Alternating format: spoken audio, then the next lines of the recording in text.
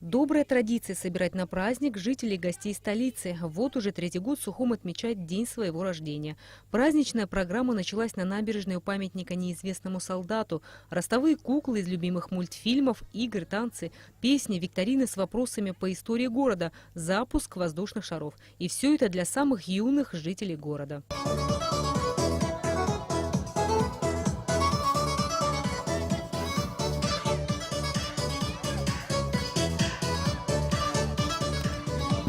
Только расцвета, только благополучия. И, конечно же, чтобы люди, которые живут здесь, радовались тому, что город процветает.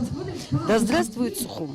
Организовали праздник специалисты Управления образования при участии детской творческой студии «Арлекино», созданной на базе вспомогательной школы. Как отметила начальник столичного управления образования Людмила Адлиба, в День города было решено уделить особое внимание детям, чтобы привить им любовь к родному городу.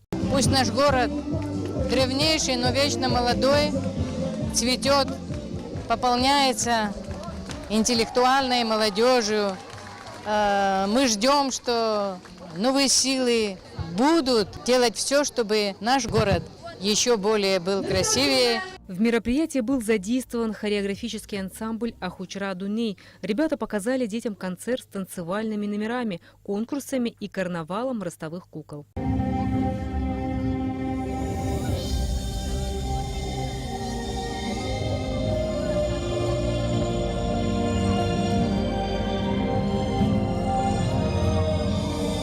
Ежегодно День города отмечается на различных площадках. В первый год это было масштабное шоу на стадионе «Динамо». В прошлом году концерт на железнодорожной станции ГУМа. А в этом концертной площадкой стали руины крепости Диоскурии. Именно там празднование Дня города продолжилось концертом с участием артистов абхазской эстрады. Рената Шакай, Тимур Гугохи, Абхазское телевидение.